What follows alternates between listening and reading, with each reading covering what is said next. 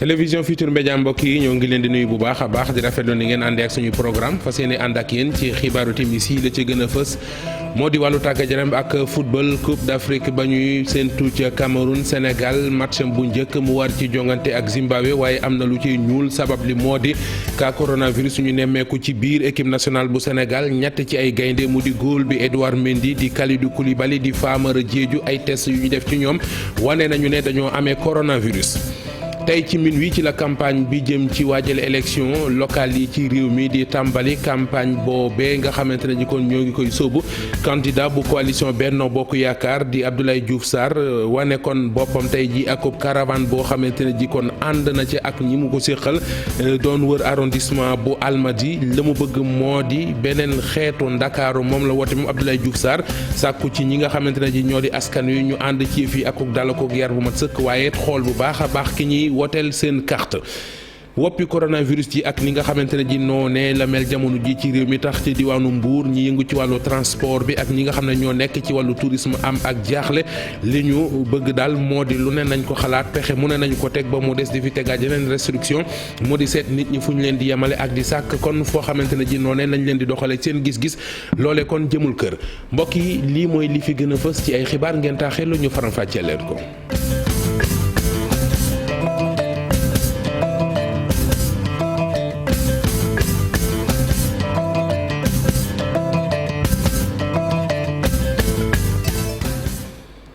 Edouard Mendy Kalidou Koulibaly ak Famara Diédhiou di ñetti footballkat yu bokk ci équipe nationale bu Sénégal ay test yu ñu def ci ñoom tey ji wane na ne dañoo amee coronavirus loole nag tax kon seenu bokk ci match bi Sénégal war a ubbi coupe d'Afrique bi altine bii di ñëw bu 13h jotee mën a benn waxtu diggam ak Zimbabwe ñoom ñetti footballkat yooyu seenu bokk ca kon dana doon lu jafe leneen loo xamante ne jiit indi na ci ay jafe-jafe ba ki nga xamante ne ji moo di vice-président ki nga xamante ne ji kon moo di vice-président fédération sénégalaise bu football di Cheikh Seck wax ca moo di tàggatu gi nga xamante ne ji ñoom gaynde yi waroon nañ kon di ko am ngir di ko mën di tàggatu dañoo gis ne kon lim ba doyul dees na ci dellu siwaat ci suñu yeneen jotaayu xibaar ngir jàngatal leen xibaar boobee ak it équipe nationale bu Sénégal gaynde yi ni ñu fas yéene doxale jëm kon ci boobile kan ñu des ba léegi ci wàllu tàggat yaram ak football fii ci Sénégal 8e journée bu Ligue 1 bi tey ji ci samedi ji am nay match yoo xam ne football nañu ko yëf yàgg na mu tëddee diggante Casa Sport ak AS Douane Casa Sport moo jël ndam li 2-1 Jaraaf Njàmbur ndam demul dikkul kenn dugalul sa morom dara Mbour Petite Côte ak Tëngéej FC ndam demul dikkul ku ne 2 bal nga dugal sa morom leneen luñ ci mën a jàpp mu ñeel boobile kon bëccëg mooy lu ñeel boobile bëccëg kon mooy di diggante Génération Foot ak US Gorée Génération Foot moom moo duma US Gorée 2 bal ci dara Linguère ak Jàmbaar Linguère moo mujj am ndam li 1 bal ci dara ñu jàppit ne li nga xamante ne ji moom mooy match bi dox diggante AS Pikine ak CNEPS AS Pikine moo jël ndam li 2-0 Dakar Sacré-Cœur ak Guédiawaye FC moo gagné match bi 1 bal ci dara classement bi kon Casa Sport moom moo ci jiitu am 16 points Jaraaf moo ci topp ak 14 points Guédiawaye football club topp ci ak 14 points ngir podium bi AS Douane kon mooy 13e moom juróom-ñaari poñ la am Njàmbur jël fukk ak ñeenteelu place bi di 14e bi moom mi ngi toll ci juróom-benni poñ loolee kon moom la ñu mën a jukkee di ne ay xibaar mu ñeel juróom-ñetteelu bëccëg bi ci wàllu Ligue 1 bi fii ci Sénégal waxtaane leneen ci wàllu xibaar mu di tolluwaayu coronavirus bi ak ni mu mel jamono ji ci réew mi tax na kon fële ci diwaanu Mbuur ñi nga xamante ne ji ñoo yëngu ci wàllu tourisme bi ak ñi nekk ci wàllu transport bi mu di dem beeg dikk bi am ci jaaxle waaye la ñuy ñaan daal moo di bu ñu yegg ci jëli matuwaay mu di restriction ngir di am ay couvre-feu ak ay état d'urgence ndax ci seen gis-gis yi fi jot a jaar li mu yàq ci koom-koom yàq ko ci dundinu askan wi jéggi na dayo ba tax gi la yoon bëgguñu dégg lu ni mel ñu ànd ceeg Abdourahmane Diallo ci ay leeral. feebaru mbas bi mu ngi amaat doole ci département bu Mbour ñu yëngu ci wàllum transport di dànkaafu waaye tamit di wax seeni mbébét. ba léegi ban jógee ci première vague ba léegi sëfoo si ñu ngi jël seeni matuwaay lépp loo xam ne li hygiène dañ koy def seetal seeni oto seetal seeni yaram seetal seeni direction seetal seen lépp waaw li ci des itam mooy wàllu nombre de places bi ñu doon jël ak tëj garage yi loolu nag am nañu yaakaar ni mënatuñ caa àgg ndax li tax mënatuñ caa àgg mooy danoo yeewu fële te buñ jëlee suñuy mesures duñu tee di liggéey. mbas mi dellu si waat gi mu commencé waat tax na ba tey jii nii ci lu jëm ci wàllum tourisme mu ngi commencé sooxewaat li ni mel sax a tax hôtel yu bari fi mu ne nii dañu annuler seeni réservation. aussi yi waroon ñëw après les fêtes de fin d'année ñu fi dëkk nga xam dañu fi am seeni résidence para-hôtelière tey ñoo ñëpp ñu ngi toog Europe tey kon jàpp naa ne difficulté la pour secteur bi encore mais xalaatoon nañ ne 2023 rek la ñuy am secteur bu baax a baax. parce que fi mu toll nii ci suñuy natt ñu ngi doon natt 2021 2022 période bu métti lay doon donc mais jàpp nañ ne incha allah 2023 ça va reprendre son envol mais fi mu toll nii moom neexul ba neexul foraat rek moo fi nekk. ñi di yëngu ci wàllum tourisme ak transport di ñaax sénégalais yi ngir ñu mën a dem vacciné wu di yokk tamit di xamle ni nañu fexe ba ñu respecté mesures barrières yi loolu rek ngir ñu mën a gën a xeex mbas mi. lu toll ci téeméeri million ak ñaar fukk la ñu yëkkati teg ci taabal ji ngir defaree ko entrée bu Kaffrine mu di booy dugg ca boobile diwaan mu di lool li ko tax a jóg bokk na ci gën a taxawu ñoŋal nekkin wa foofile waaye it lu aju ci arrêt yi ñu fa bari yu bari ñu fay nemmeeku mën a kon tax ba tukkikat yi liñ ci bëgg ñu daal di koy am ñu ànd ci kàdduy leeral yu bàyyeekoo ci ministre Abdoulaye Seydou Sow moom la ñu dénk urbanisme logement ak hygiène publique ñu déglu ko ak Oumar Ndiaye. ñu defar cadre boo xam ni day am restaurant mu nekk ci buntu dëkk bi ku bëgg a féexlu ñëw féexlu foofu mu nekk animation dëkk bi loolu lañ ci yéene ba pare à côté ñu def fa benn jàkka ji boo xam ni ay chauffeur ba fa dañ leen arrêté mu yàgg fa waxtu julli jot mën nañ taxaw julli après doogu continuer loolu mooy xel mi ñu ko jox te loolu ci ndigalu président Macky Sall lañ ko defee. mais li am solo ba am solo mooy tey inauguré nañ ko ay xale yu Kaffrine nañuy recruter fii pour ñu liggéey fi parce que lii mooy suñu image yu dëkk bu rafetee mu set ku fi romb bu bëgg fee taxaw mais bu fekkee nañ leen ko bàyyee dans un mois mu nekk bordel mu nekk désordre ku fi taxaw tamit dana bàyyi moo tax wax dëgg yàlla man ñu ñaan leen ñi nga xam ne confié nañ leen fi ay responsabilité ñu xam ne liggéeyaluñ Ablaye Sow liggéeyaluñ Macky Sall réew mi ak dëkk bi la ñuy liggéey. wutali diwaanu Niaguis ak brigade gendarmerie boo xamante ne ji def nañu ko fa la ko tax a jóg mooy gën a taxawu ci wàllu kaaraange gi ci boobile diwaan rawatina nag ci frontières yi ñu jàpp ne lu aju ci lii di PUMA ak it commission nationale gestion frontière ñoo boole sooni doole ngir taxawal brigade gendarmerie bu ni mel dees di déglu kàddu yi ki nga xamante ne ji moo di général Joseph Diop ñu déglu ko ci micro Boubacar Diassi. may jiite kuréel bu ñu woowee commission nationale de gestion des frontières commission boobu nag moom ak PUMA programme d'urgence de modernisation des axes et territoires frontaliers ñoo bokk fu ñuy intervenir moo tax ñu décidé daal boole seen doole yi àndandoo pour liggéey bi gën a am njëriñ moo tax maa ngi gërëm monsieur Moussa Sow bi mooy coordonnateur national PUMA moom invité tey si don d'ambulance bi ngeen fekkee sànq Ziguinchor ak tey visite brigade gendarmerie bu Niaguis vraiment maa ngi rafetlu nu nu tabaxee brigade bi nag gendarmerie si boppam moo def plan yi wax nu ñu koy tabaxee mais PUMA moo ko tabax moo génnee financement bi te wax dëgg yàlla tabax na lu baax lu rafet loo xam ne xalaat na ne vraiment dina may gendarmerie nga xam ne mooy liggéey si mbirum kaaraange réew mi gën a mun def liggéeyam ak efficacité surtout si route nationale numéro 6 bi ak zone bu wër Niaguis yëpp vraiment encore une fois maa ngi gërëm PUMA si liggéey bu rafet bi ñu def tey.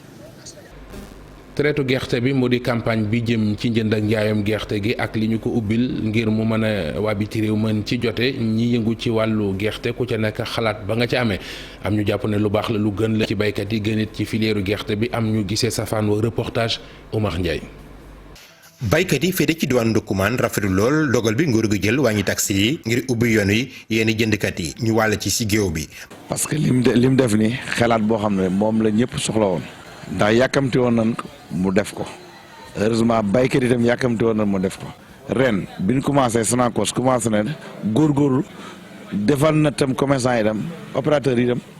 vraiment ñu ngi doon yóbbu di wàcce ñu di leen fay. mais heureusement ñaar ñi attuñu gerte gi parce que gerte gi à moment ren daanaka li ci bëri usine la dem. waaye ñenn ñi jàpp ne dogal bi kat dañ koy yéex a génne fekk na ñu bëri ci baykat yi jot nañoo sëlëx seen i gerte. ñi ci ëpp 90% yi wala 95% yëpp jaay nañ seen gerte ba pare am na ñoo xam ne jaay ñu ko ci prix bi ñu wax parce que boo nee 250 lañ nañ ko jaayee 250 yooyu nga wax yow point de collecte yi financé woo benn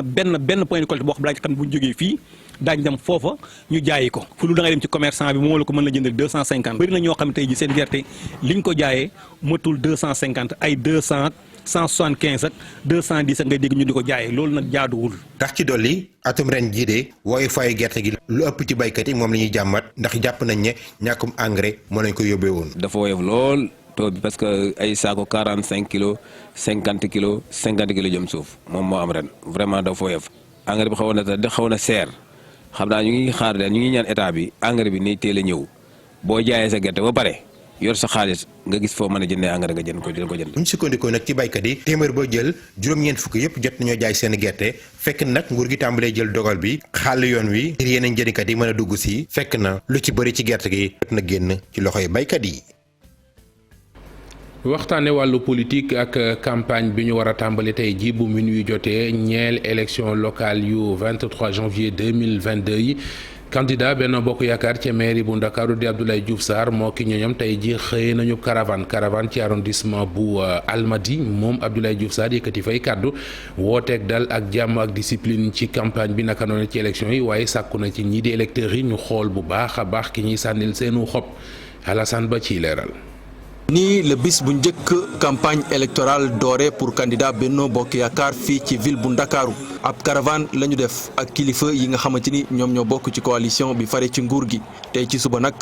commune yi nga xamante ni ñoom ñoo nekk ci arrondissement bu Almadies moom la ñuy wër. bu subaa ñu def un tour dans l' arrondissement du Plateau dem Parcelles Assainies tout à l'heure def un grand meeting donc nous allons faire 14 jours campagne yoo xamante ne dañ ko def ci yar dañ ko def ci élégance. ñu ngi doog a taxaw gis nañu Diouf Sarr ñu ngi ànd ak moom incha allah pour yàlla may ñu ndam. Abdoulaye Diouf Sarr ak Amadou Ba mi nga xamante ni moom mooy coordonnateur national bu coalition bi joxante loxo wane itam benn confiance. ab Dakar bu bees moom la ñuy proposé ñi nga xamante ni ñoom ñoo dëkkee fii ci capitale bi. Sénégal yi dañoo soxla effectivement am un maire boo xamante ne dana jël en charge les préoccupations des Dakarois am un maire boo xamante ne xam na li muy def xam na fu mu bëgg a jëlee dëkk bi donc maa ngi invité à tous les Dakarois ñu ñëw voter la liste Benno Bokk Yaakaar pour que Abdoulaye Diouf Sarr soit le 10e maire de la capitale. Benno Bokk Yaakaar génne ay moyens am li ñu bëgg. mooy ay coppite am ci gox yeeg goxaat yi te bu ñu bëggee loolu am itam woo nañu askan wi ñu woote wot bi ñu xamante ni mooy wot bi am solo. te dama bëgg wax dëgg yàlla ñu def changement ci suñu capitale changement ci commune yi te loolu pour mu am il faut que les gens def vote utile mooy dem votali les grandes coalitions la grande coalition nag actuellement bu nga xamante ne bu ñu ko votalee wax dëgg yàlla on verra le changement au niveau de la région de Dakar et même au niveau national c'est la coalition Benno Bokk Yaakaar la mouvance présidentielle. démocratie mooy waxtu bi bu jotee ñu dem tànn ku nekk dem ci bureau de vote yi voté normalement ñu tànn loolu mooy sax base u démocratie dëkk ñu tànn nag bu ñu tànnee ñëpp d'accord ci ñooñ te ñu tànn loolu moom mooy tax ba ñu am jàmm. caravane bi ginnaaw Sacré-Cœur Ouakam Ngor Yoff Grand Yoff Patte d'Oie daañ ko tëje ab meeting ca stade bu nekk ca Parcelles Assainies. coalition defar sa gox bu commune bu Ngathie Naoudé ña ngay tuumal sous-préfet bu Mbadakhoune ne dafa bloqué seeni liste mandataire ba mu waxee noone li waral coow li moo di couleur di melokaan yi ñu yore woon dafa nuroo nag yu Benno Bokk Yaakaar yi waaye nee nañu loolee ministre intérieur lijjanti woon na ko ba pare moom sous-préfet bi ci coobaree boppam moo leen bloqué mu di lool ñi ngi koy ñaawlu bu baax a baax Pape Mbaye Diawo ciy leeral. préfet bu Mbadakhoune dafa rejeté woon suñu dossier li taxoon mu rejeté ko mu ne suñuy couleur dafa nuroo ak yu Benno Bokk Yaakaar yàlla def